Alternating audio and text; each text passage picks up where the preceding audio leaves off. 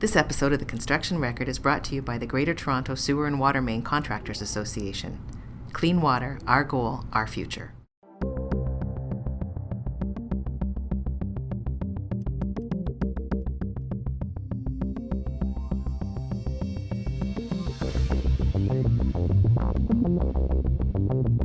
Hello and welcome to another episode of the Construction Record Podcast. I'm digital media editor Warren Frey, and with me is... I'm staff writer Russell Hixson. Thank you for the intro, Mr. Frey. Oh, no problem. And I would just like to let everybody know that the pandemic continues, as you may be aware. I am broadcasting from a delightful backyard in East Vancouver, and you are broadcasting from? I'm broadcasting from my bed. Well, your bedroom, in East anyway. Vancouver. It's very comfortable. Yes, this is a first. I don't think I've ever podcasted in the outdoors, but it's relatively quiet in this neighborhood, unlike downtown where I usually am. Anyway, point is, the pandemic continues, and we have a whole bunch of stories that some of which are just regular old construction, and some of which are pandemic related. So, Russell, take us away with what you got. Yeah, I'll start with my pandemic related story first. So I talked to an IPAC professional, so that stands for Infection Prevention and Control. And his name's Craig Yee. He owns several companies that do consulting and training, and he's been involved in kind of a very specialized field for, several decades, where he'll consult and help people who are designing buildings, especially healthcare buildings, how to design it in such a way to prevent infection. And that's just one small part. He also helped write the CSA guidelines for, certain kinds of construction in terms of infection prevention and control, especially healthcare buildings. And he helped do fit testing, all sorts of stuff during H1N1 and SARS. So he has a lot of experience with this sort of thing, and he's a very busy guy right now, but I was able to chat with him. And, one of the things he talked about is how the design of buildings, especially healthcare buildings, is probably going to change and become, a lot more strict and complex in terms of its infection prevention. Things like copper doorknobs, things like aerated faucets are not going to be common. They're going to go away. And just even hospitals built as recently as like 2 or 3 years ago, he noted some of them don't have their systems designed to accommodate a pandemic area, which would mean you have to be able to isolate. I'm not even explaining right because it's very complicated. You basically need a pandemic ward, right? Yeah, all the building systems have to be able to properly isolate a certain section and keep infection from spreading, and that has to be designed before you start swinging a hammer. And that's probably going to become more standard going forward. He expects. And to very exacting standards, I would assume, more so than building code type stuff. Yeah, and that's going to trickle down to builders. So a lot of builders think that they're good at building healthcare facilities, but they still make mistakes because it's very complicated. And he's seen people make all kinds of errors and not following specifications, and it's going to become even more difficult. I suspect. Well, I know there's some construction companies and contractors that avoid healthcare facilities as it is because they're just very complex to build, and the standards are very high and exacting, and it's tough. So I think that's going to be an area of construction that will become even more specialized and exacting. With they're just going to really rethink and they're going to really overhaul probably how they design healthcare facilities and build in kind of pandemic related infrastructure and infection control infrastructure more stringently. And so that's going to probably impact people who want to build these projects. They're going to be more difficult to build. He also noted that there's a lot of people who want to help, especially people who, are in health and safety and stuff. They want to give advice and they want to consult and do different things. But he says that they can do more harm than good because especially in certain sectors, like not only is health and safety related in relation to like infection a specialized field, but when you even subset it more to construction, that's even more of a complex specialized area of health and safety and infection control. And Craig mentioned that like he used to build homes with his uncle as a kid growing up. He had to spend years learning about not just microbiology, virology, epidemiology, and all that's like the medical side of how viruses and infections work. He also had to learn how HVAC systems work, how a building is built, the construction of it, what building materials are what, and how air moves through a building, and how sinks and faucets, all that stuff. So you also have to have knowledge of how buildings work if you're going to even be able to properly assess what risks are there and how to mitigate them. And that's a pretty small Venn diagram, I'm guessing. Extremely small. Yeah, there's probably only a few people who have the very specialized experience. And so, there's a lot of stuff that can be overlooked if you don't understand how, the granular systems work in a building, or, how a virus replicates and spreads. So, yeah, that was interesting. And currently there's no national organization or body that accredits infection prevention and control professionals, which he thinks is a problem. He thinks someone needs to step up. I would bet that'll change fairly soon. Yeah. WorkSafe BC, like each province has kind of their own way of saying, we think that a qualified person is this or that, but it's pretty broad. Their definition of it is pretty vague, pretty broad. So yeah, that was kind of one of many of the COVID-19 related stories that I did. And it's kind of interesting, but I'll move on to something a little less COVID related and a little bit more optimistic. And it's good to kind of take a break from all that stuff. I talked to a tech company. It's like a mining company, actually, sort of. They're called Progressive Planet. They have an office in BC, and they have several mines, I think near Kamloops. And they mine a zeolite, which is everyone's going to get a bit of kind of amateur chemistry and geology for a little bit here. I'll do my best, but I'm probably going to make some mistakes. So zeolite, as I understand it, is like a volcanic material that has been rapidly heated it's been heated then rapidly cooled. It's like it's certain kinds of volcanic rock.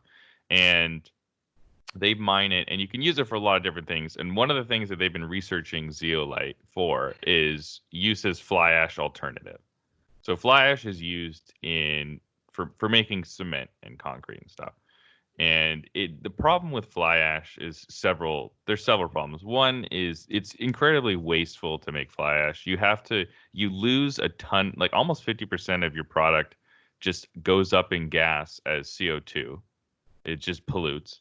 And then you have to get it up to over 1,000 degrees several times in several heating stages, which, you have to use a ton of energy to change its structure, because it's a crystalline structure and you want it to be amorphous. And to do that, you have to heat it rapidly, or you just heat it and then rapidly cool it. And then you have to heat it again. And it's just very wasteful and polluting. And then also, a lot of the places that do this, which are, these coal plants that make electricity, are being phased out. They're being banned in lots of provinces like BC. You're not going to see coal plants at the end of this decade. They're being phased out by the federal government, is my understanding. So there's already coal plants that are in anticipation of this are closing as it is. So fly ash they're already seeing supply chain issues with fly ash. So the guy I chatted with, his name is Stephen Harper. It's spelled differently, by the way. He worked with the University of Alberta to see if they could achieve the same performance with like a Portland cement mix. If they could achieve the same performance by substituting some of this zeolite mixture. And it also contains like crushed pulverized recycled glass and some other proprietary things in different amounts that he couldn't disclose. And after several months, after a while, they were able to achieve the same. It's called Slump. So it has better performing Slump, actually, than traditional kind of ready mix Portland cement. So Slump is really important when it comes to pouring cement, because Slump is for lack of my knowledge and training, my understanding is that Slump is essentially flow and how something pours.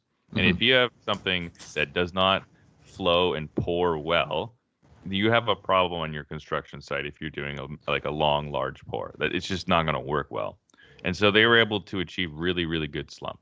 And it also has good compression strength, and they have to do some more testing now for kind of how it's going to perform if it's in soil and if it's going to erode due to acidity and things like that. But they're pretty confident it's going to pass. So it's going to be probably 8 or so months before they have a product ready to be sold. But they're pretty confident that they could have something that you could supplement parts of Portland cement with and achieve, similar or better performance at competitive cost. And also, like, the biggest thing is with zeolite and their kind of mixtures, you don't need to burn it at such a high temperature. You don't need to burn it at all. You just need to put it into a fine powder because it's already in an amorphous structure. It's not a crystalline structure. So you don't have to go through that process and, produce all that CO2, burn all those hydrocarbons, all that stuff. And it's local. It's for projects in BC. The mines for zeolite are in BC. So this could be a good green alternative to transition to as we phase out some of these coal plants. So and he's also researching something called I believe it's called the geopolymer, which would be a completely zeolite mixture base for concrete cement, which would completely remove the need for, Portland cement. And what's interesting is kind of these volcanic zeolite materials were used in ancient times to build projects. The Parthenon in Rome is zeolite based. It doesn't have had it lying around. It doesn't have any rebar in it. It's they used to use it with their mix. So it's kind of an ancient technology that they're doing their spin on. And also it would use recycled pulverized glass, which a lot of it ends up going to landfill because it can't be used for fiberglass if it doesn't meet certain specifications. So there's a lot of glass lying around that could also be used for this. And I understand that like the kind of Portland cement, the cement production industry is one of the second largest polluter in the world. And it's one of the most ubiquitous building materials in the world. So any amount that you can take off the market and reduce that is polluting and replace it with this could have a huge, impact on pollution, which is great. So I thought that was kind of encouraging, and we'll see where it goes. And I'm gonna, keep following it to see what happens with this. Cool. I've got a few things of my own. A couple of them COVID-y. I'll start with the first one. I've talked to the Winnipeg Planning Department, the head of that department, John Kiernan, and he was talking about how they've adapted. Because he actually talked to City Council about a week ago and said, we're seeing a slowdown. And that's just what's going to happen. But he said part of the reason for that is that it's a lot of bricks and mortar stuff has just stopped with the pandemic, which means people building bricks and mortar are like, well, we got to wait and see what goes on with this. We don't know when this is going to come back, so we got to put it on pause. He says there might be a rebound in August, September. That's usually what happens without a pandemic. Right. But will there be a second wave that then shuts everything down again? He doesn't know yet. And he's like, we're consulting with our health experts on staff to figure this out. But in the meantime, what they're doing is they're adapting in a lot of ways. One of the ways they're doing that is that homeowners can now, they couldn't get their permits online before, and now they can. And contractors always could, but now homeowners can too. And they've sort of stretched out the amount of time you have to do stuff in because everything's taking longer to do. Another thing they're doing is virtual inspections. So they can inspect just by having the homeowner or whoever it is just wandering around with their camera on FaceTime or whatever they're using and show you the different bits and pieces, and then you can judge from there. So I found that interesting. The other thing he pointed out was that a lot of stuff that they run themselves, that the city owns, that they would stop, like they'd shut it down and do maintenance on, or they'd be working on, it'll be a public space that people will be using. That's not a problem anymore because nobody's using them. So they can go in now and fix up like pools and community centers and stuff like that, like they normally do, ahead of schedule because of this weird once in a lifetime occurrence. So that's I wouldn't say it's good, but it's something that's to their advantage to do. Well, yeah, I've also read recently about certain road projects being accelerated because there's not all these cars on the road, so you can get in and there do work faster and longer kind of you can do work longer, more hours on road projects. So yeah, that doesn't surprise me. You may have heard of plane flying overhead. Well, there's less of those happening, so there's less emissions. There are some bonuses is not the right word, but silver lining. Yeah, silver linings. Another guy I talked to is Gabriel Guetta, and he's the founder and CEO of Salus Pro, and what that is documentation software, or it's a safety management software. And what they did is, well, first off, they made it a lot more free, if not entirely free, because he looked at people marking up masks, and he said, well, we're going to do the exact opposite. That's disgusting. We want as many people as possible to get their hands on this stuff. And what it is it sort of manages documents virtually so that you can throw documents around. And he pointed out that during something like COVID, you've got all these new documents in addition to the usual stuff you got to do, and they're making up stuff as they go because they have to react to this thing. So there's all these new safety procedures, and this not only allows for that, but makes it easier to social distance because you can be on different parts of the site and just throw in paper back and forth without having I think a lot of like larger companies probably have something like that already in place. But and that's what he said. This is for the smaller companies. Guys. Yeah, they don't have the funds. That's why they did it for free. They said, well, we want smaller guys to be able to do this too. Yeah. Right? And they probably would let go, okay, now that they've used it, and when things get back to normal, maybe they'll pay for it then. So it's kind of a loss leader in a way, but also they're doing it, for the good of the industry too, I think. He said, and the other thing he said was that if you do this now, if you work around these problems and it's sort of business as usual, you can do stuff like toolbox talks. You can do them virtually, right? Mm-hmm. You can, if you're on a big enough site, you can just sit there and watch it on video. And if you're dealing with it now, then when future pandemics come, and they will, you'll already have these protocols in place. So that's interesting. Another thing I did is because there are now, it's actually easier to go to conferences now because they're all virtual. So last week I went, and the only downside for me is I'm in Pacific time, and they're mostly aimed at Eastern time, so I'm up at 6 a.m. So speaking of that, I was at the CanBIM virtually Ottawa. checked in. Yes, exactly. And they were talking about digital twinning was the theme. So when you've got like a regular building, and then you have a twin that's exactly the same in every respect, so that you can do tests on it, or see if there's a problem with what you're modeling, or if you've got a problem with some sort of HVAC, let's say, then you can test that out on the actual. Exactly. And this is apparently pioneered by NASA, and what NASA still does, like the Voyager spacecraft, they've got a computer that's the exact same model and everything else, replica computer, sitting in a room, running the exact same software 30 years later, because if something goes wrong with that thing out in the middle of nowhere, then they can replicate that problem on that computer. And this is kind of where that whole idea started, and so it's gone on to aerospace and medical stuff, and now it's in buildings. So what he was explaining was I should backtrack. I talked to two different people. One guy was the founder of Willow, which is a digital twinning company, and he explained how that started with NASA. And he said what they're doing next is tracking the supply chain, so they can sort of figure out, this part has gone wrong. How did that happen? Where did it go? Where did it come from? What are its readings and the sensors it has? And he also said they're working on a $5 billion project with Microsoft on their campus, because they're tearing down 12 old buildings, which presumably are from like the 80s, and putting in 18 new ones. And Microsoft is their partner. They build their software on top of Microsoft's Azure platform.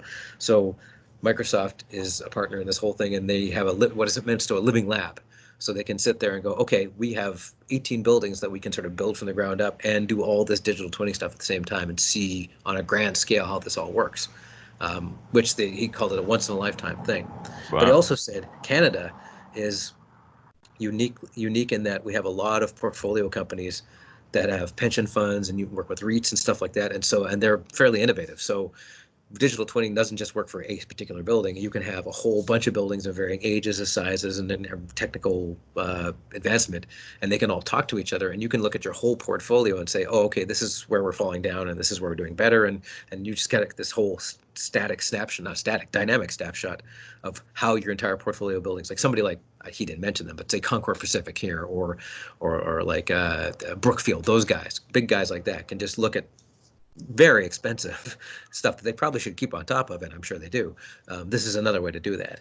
The other person I talked to was the exact opposite. It's the guy who runs Real Property Services, or maybe he doesn't run it, but he works for Real Property Services, which is a branch of Public Services of Procurement Canada, and they sort of manage a lot of stuff in Ottawa because that's where a lot of government-owned buildings are. But they're trying to digitize everything so that people who need to procure and go through that process can do it digitally as opposed to before, because it's a government thing, so it's taking a lot longer. He says there's different kind of data that they have to wrangle all together, but like if you got financial, infrastructure, asset data, all those require different ways of integrating them.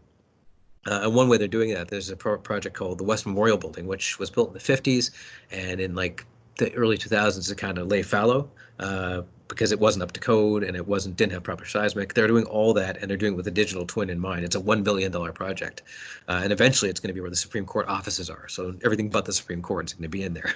Wow. So yeah, and already they found one thing where they found there was an overpouring of glass and concrete structures on the as-built documents from way back in the day.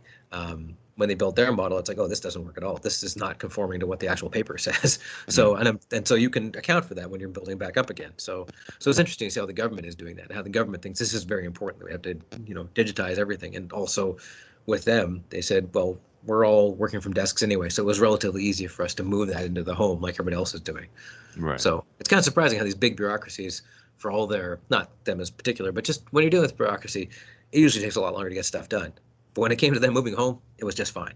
So it's interesting that that's not a problem for bureaucracy or anybody else. Well, yeah, I think a little silver lining of kind of the pandemic is you're going to see this. We're already seeing it, just a massive burst of innovation and progress. And we'll see what kind of sticks after this is all over. Because a lot of these companies and a lot of these initiatives, I feel like a lot of these companies, once they try out some of this stuff, they might not go back, right? Mm-hmm. They may, people may have been dragging their feet for years because of costs and just, it takes a lot of hours to set these things up. But once they're set up, mm-hmm. and your staff learns that, you learn them, and if they work, why would you get rid of them, right? Just I think there's going to be a lot of stuff that sticks around. They weren't like in this happens a lot with the construction industry. Once they get going with something, they get going with it, but it takes a long time to get to that point. And that's kind of like that with administration now. And now it's been forced on all of us. So there you go. That's you've like seen that happen in safety in a lot of sectors. It's like, oh, before they put seatbelts in cars, this is going to destroy the auto industry. It's going to bankrupt the auto companies. But like once you get the infrastructure in place, you're like, yeah, okay, we can put them in. We know how to do it. Now it's like just part of doing the business. Although I do wonder that just a couple blocks down from where I live, there's a place that has advertising 30,000 square feet of office building space. I'm like, oh, well, I mean, you might not be using that. Well, yeah, I mean, it'll be fascinating to see how the office building industry is impacted, because I don't know. Are there a lot of companies sitting around right now going, we're just as productive without office space, or less office space? Do people, once this is over, move back into their offices? Maybe not. Like maybe they don't want to justify, a downtown Toronto office space that's expensive when, people live outside the city, would rather not commute, and they're just as productive working, from home. If not more so.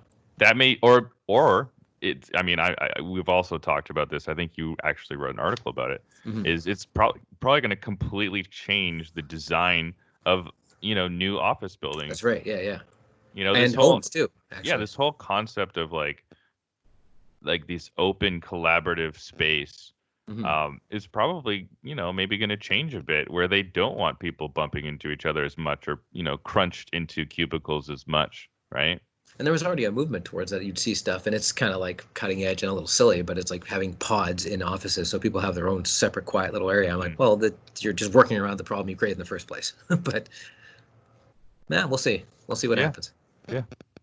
All right. I think that's everything that's pretty much got for this week. Thanks for listening, everybody. Yeah, thanks a lot, everybody. And we'll be back in 2 weeks. Hope you're safe. Hope you're well. Yeah, and keep hunkering down, everyone. This episode of The Construction Record is brought to you by the Ontario Sewer and Water Main Construction Association. Clean water is everybody's business.